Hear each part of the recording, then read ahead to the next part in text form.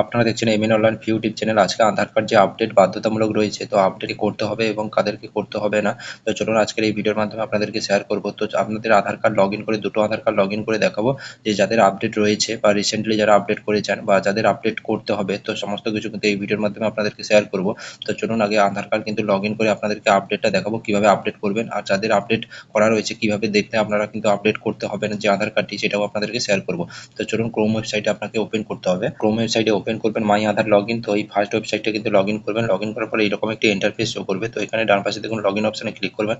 Click করার পরে এখানে দেখুন, এখানে আপনি কিন্তু আধার নাম্বার দেবেন, তারপর ক্যাপচার দেবেন। ক্যাপচার দেওয়ার পরে কিন্তু এখানে লগ ইন উইথ ওটিপিতে কিন্তু ক্লিক করতে হবে। তো চলুন আমি এখানে আধার নাম্বার এবং ক্যাপচার দিয়ে লগ ইন করে আপনাদেরকে দেখাবো। এখানে আমি আধার নাম্বার ও ক্যাপচার দিয়ে দিয়েছি। তারপরে দেখুন যে আধার নাম্বারের সঙ্গে যে মোবাইল নাম্বারটা কিন্তু লিঙ্ক রয়েছে, সেই মোবাইল নাম্বারে কিন্তু ওটিপি যাবে। তো এখানে ওটিপিটি পেস্ট করে কিন্তু আপনাকে লগ ইন করতে হবে।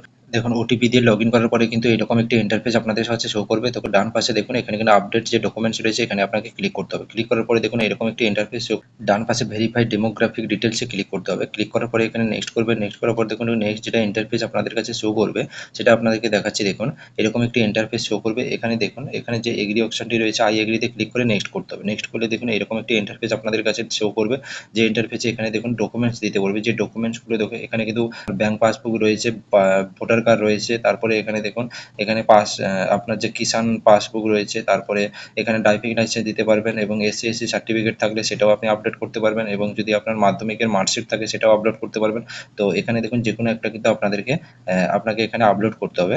এবং এখানে দেখুন দুটো কিন্তু আপনার ডকুমেন্টস আপলোডের জায়গা থাকছে, যে দুটো ডকুমেন্টসের মধ্যে কিন্তু দুটোতে কিন্তু সব কিছু কিন্তু একই ডকুমেন্টস শো করবে। তো দু জায়গায় কিন্তু আপনাকে দুটো ডকুমেন্টস দিতে হবে, যেটা এখানে একটা জায়গায় যদি আপনার ব্যাংক পাসবুক দেন, আর একটা জায়গায় কিন্তু আপনাকে ভোটার আইডি কার্ড, বা আপনার যদি ভোটার আইডি কার্ড দেন একটাতে, একটাতে আপনাকে ব্যাংক পাসবুক দিতে হবে। তো এইভাবে যে কোনো দুটো ডকুমেন্টস কিন্তু এখানে আপনাকে আপলোড করতে হবে, যেটা এখানে দেখুন লেখা রয়েছে। এখানে কিন্তু দেখুন 2 MBর মধ্যে হতে হবে, এবং জেপিজি, পিএনজি বা পিডিএফ যে কোনো মোডে কিন্তু আপনাকে দিতে হবে।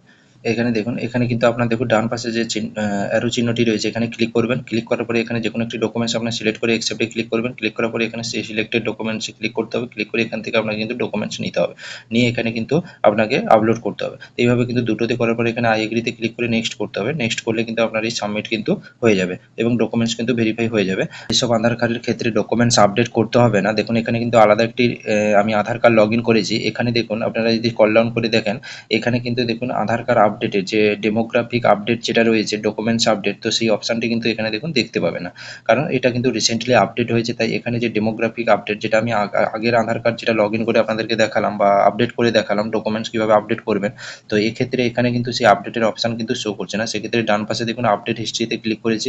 ক্লিক করার পর দেখুন এখানে যে এই আধার কার্ডের যে আপডেট হিস্ট্রি রয়েছে, সেটা কিন্তু এখানে শো করবে। এখানে আপনার যে হিস্ট্রি রয়েছে, পরপর কবে আপনি আপডেট করেছেন এবং কি আপডেট করেছেন, সেগুলো কিন্তু এখানে আপনার শো করবে।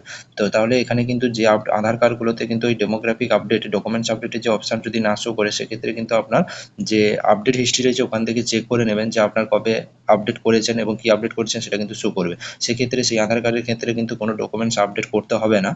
আর যাদের কিন্তু ডেমোগ্রাফিক যে ডকুমেন্টস আপডেটের অপশান শো করবে এবং আপনাকে যেভাবে দেখালাম সেভাবে কিন্তু আপনাদেরকে সেই আধার কার্ডের কিন্তু আপডেট করতে হবে। তো আজকের ভিডিওটি এই পর্যন্ত।